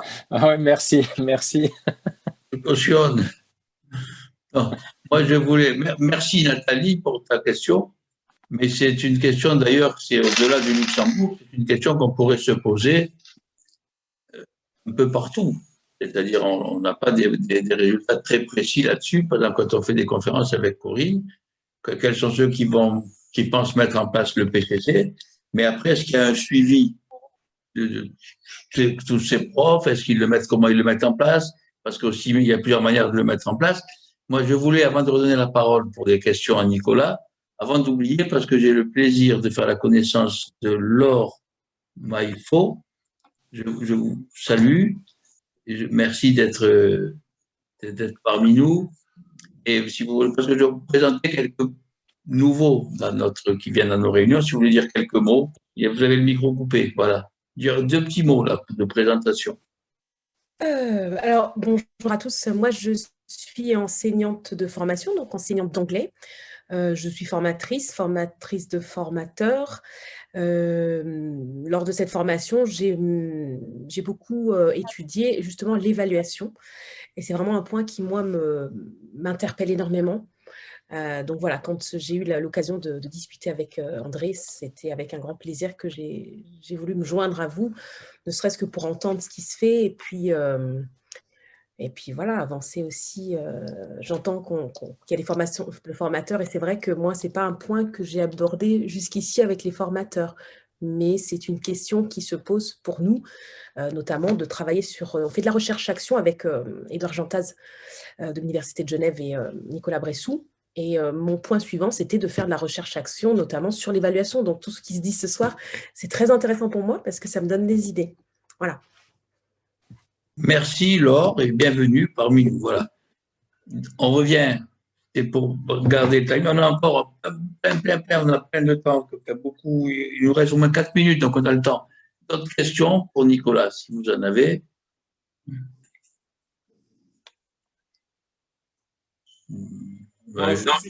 Juste une relance par rapport à ce que disait Nicolas sur la difficulté, on va dire, d'imposer certaines choses aux enseignants. Il faisait référence, en l'occurrence, à un établissement où ça a été contractualisé sur l'endroit où ça se met en place.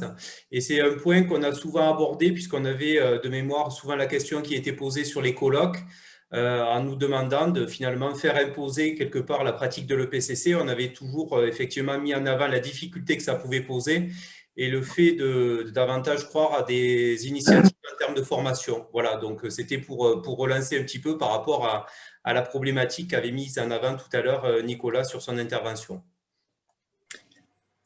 Gérard, mets ton micro, Gérard, il est coupé. Merci.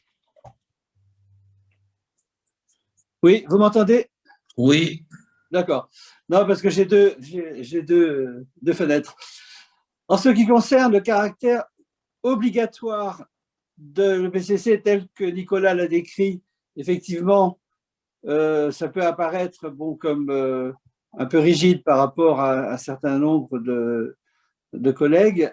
En revanche, on a, je crois, à plusieurs reprises souligné l'intérêt que dans le projet d'établissement, ça c'est en France que ça existe, mais je pense qu'il y a d'autres versions ailleurs, hein, dans le projet d'établissement, que le PCC puisse être cité comme, comment dirais-je, un mode intéressant à promouvoir. Voilà, c'était un caractère incitatif, mais qui soit marqué quand même dans le contrat d'établissement. C'est un bon compromis, peut-être, qu'on pourrait essayer de généraliser. Gérard, je regarde la montre. Alors, moi qui ai une autre intervention, rapidement, sinon moi j'ai un truc à dire pour terminer. Nathalie, si tu veux, rapidement aussi, très rapidement, on est fiers d'avoir parmi nous directrice de l'INSPE, Nathalie Sayac, qui est un pilier de notre mouvement. Je passais te donner ta parole, tu l'as prise avant, c'est très bien, tu peux. Ça te convient en 2 mots, ça te convient cette nouvelle fonction de directrice de l'INSPE de Rouen. Excuse-moi, c'est plus simple pour moi de dire Rouen parce que c'était autre chose. Oui, oui. D'ailleurs, dans les petites images, là, j'ai vu l'horloge de Rouen, donc je ne sais pas qui a choisi. C'est Didier, je crois que c'est Didier qui a montré ça, oui. donc voilà.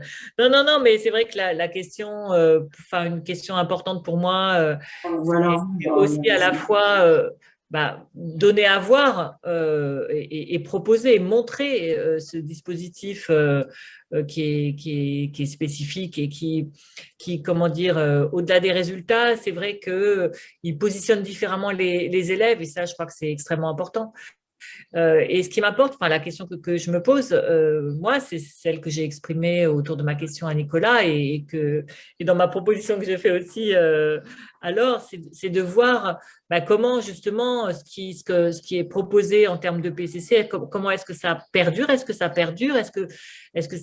évolue, et je crois que ce serait vraiment important de ne pas en rester que là, à cette posée en fait de l'EPCC, de ce en quoi on croit. Après, en fait, moi, ce qui m'intéresserait de regarder, c'est comment ça vit dans les établissements.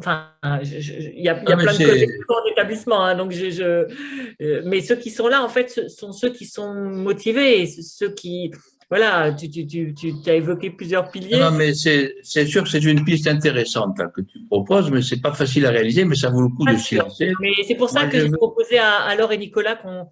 Vous n'avez pas qu'à eux, je te répète que c'est valable en France aussi, partout, quoi. Hein, oui, complètement. Je veux juste dire, pour terminer, parce que j'aimerais qu'on respecte l'horaire, parce que c'est un point, je l'ai écrit, je le dis dans mes conférences, etc., mais il faut encore revenir là-dessus. Ce sera d'ailleurs dans le thème la folie de l'évaluation.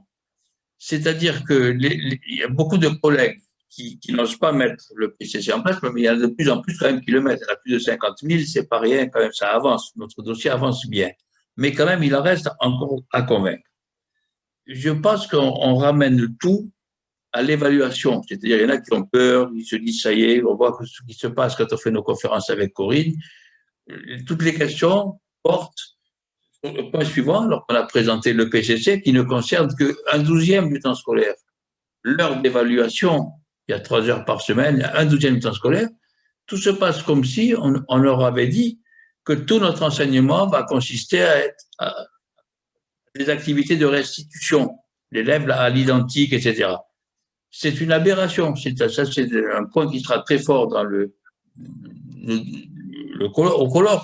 Quand on parlera de folie de l'évaluation, on oublie que on forme les élèves, c'est pas uniquement en évaluant. Notre métier, c'est formateur, c'est pas évaluateur. C'est-à-dire qu'on peut très bien former des élèves sans se croire obligé de faire des classements, de mettre des notes, etc. Ils peuvent faire un travail chez eux avec Internet, un travail sur dossier, etc.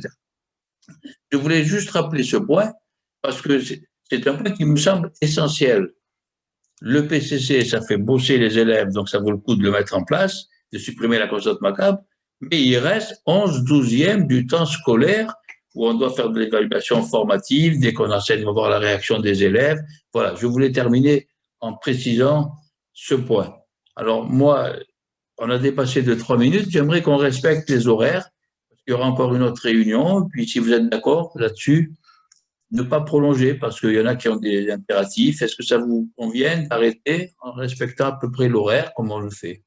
Ou vous voulez encore discuter? Moi, j'ai tout mon temps là. Vous savez que je suis un passionné. Il y en a d'autres ici qui sont passionnés aussi. Parler encore toute la nuit si vous voulez.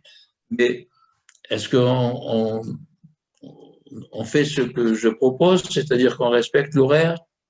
Certains veulent encore on respecte l'horaire? Oui. Oui. Pour ma part, oui, j'ai mes enfants qui m'attendent en bas, mais ce que je souhaiterais, si c'est possible, c'est d'avoir les adresses e-mail de tout le monde. Si on peut, par exemple, échanger sur nos pratiques, j'ai différentes questions, par exemple, à poser, le faire par mail ultérieurement.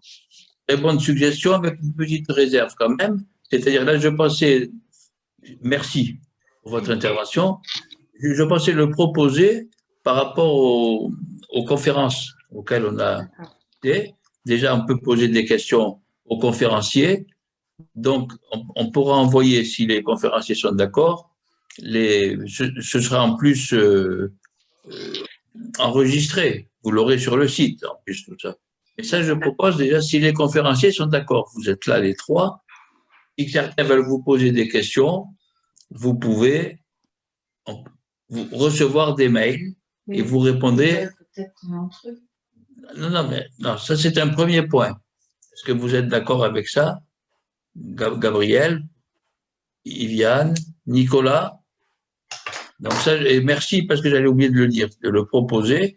Donc, je vais vous envoyer le groupe. Donc, du même coup, il y aura les participants à la réunion de ce soir, les mails des trois conférenciers. Alors ensuite, mettre les emails de tous, c'est une demande de certains que je comprends. Ça se fait en CCI d'habitude, c'est-à-dire qu'on est 220. Il y en a beaucoup qui ont eu la politesse de s'excuser quand même, qui ont eu des conseils de classe, sinon on aurait été bien plus nombreux aujourd'hui. Hein. Ça tombait mal, il y a des conseils de classe toujours, voilà. Donc là, par contre, il y a des réserves de la part de certains collègues de ne pas laisser un listing comme ça. D'ailleurs, ça se fait en principe dans toutes les associations. Les listings de tous, on le met en CCI. Vous savez ce que ça veut dire? Ça veut dire que c'est un courrier caché. Voilà. Après ce qu'on fait dans la pratique, André, c'est on crée la mailing list, en fait, sans qu'on ait accès à l'ensemble de toutes les adresses. On crée une mailing list MCLCM pour laquelle on peut envoyer donc à tout le monde, mais sans connaître l'adresse de tous. Oui. Alors là, Ludo, on le verra tranquillement, en relation avec le bureau. C'est une très bonne idée. C'est une très bonne idée. Pourquoi pas faire ça? On y reviendra. Oui. Donc, on prend en compte Marie-Lynn. Ça peut répondre à une requête de Marie-Lynn. Votre remarque. Donc, on a abordé 3 points, mais n'oubliez pas quand même que les conférenciers, je vais vous faire parvenir leur adresse. Mais ceux qui ont des questions à poser, n'hésitez pas, parce que là, on était limité par le temps. S'il n'y a pas d'autres interventions. Oui, je voulais juste souligner l'intérêt de ce que propose Ludovic, une sorte de forum qui permettrait effectivement une circulation horizontale entre nous. Et je crois que quand je regarde le chat, la discussion, plusieurs ont fait des propositions à un tel ou un tel en disant « Tiens, moi, ça m'intéresserait qu'on travaille ensemble sur un sujet. » Et donc, je crois qu'on n'a rien à perdre, au contraire, à favoriser cette circulation horizontale. C'est une des chances que le mouvement peut nous donner. Non, il y a Corinne qui me dit, est-ce que tu as voulu les interventions écrites? Alors non, je suis pris, je suis concentré sur ce que je fais. Non, elle va photographier. Corinne, elle va me les montrer. Ah, mais je vais les garder dans un fichier et je vous les ferai parvenir. Voilà. Il y a des questions qui ont été posées auxquelles on n'a pas eu le temps de répondre, donc peut-être qu'on pourrait répondre a posteriori. Voilà, moi j'ai le temps, mais c'est-à-dire que je pense que notre intérêt, c'est de respecter au maximum l'horaire. Et je crois qu'on est tous d'accord. Si vous êtes d'accord, faites ça, si vous êtes d'accord, pour respecter l'horaire. Oui, on est tous d'accord. Chers amis, maintenant c'est l'heure de l'apéro, comme dit Corinne. Chers amis, espérons que bientôt, on aura le plaisir de se retrouver en présentiel. Au revoir, merci. Au revoir. Au revoir et merci. Merci. Salma, Merci. au revoir tout le monde. Bye bye. Bye bye. Au revoir.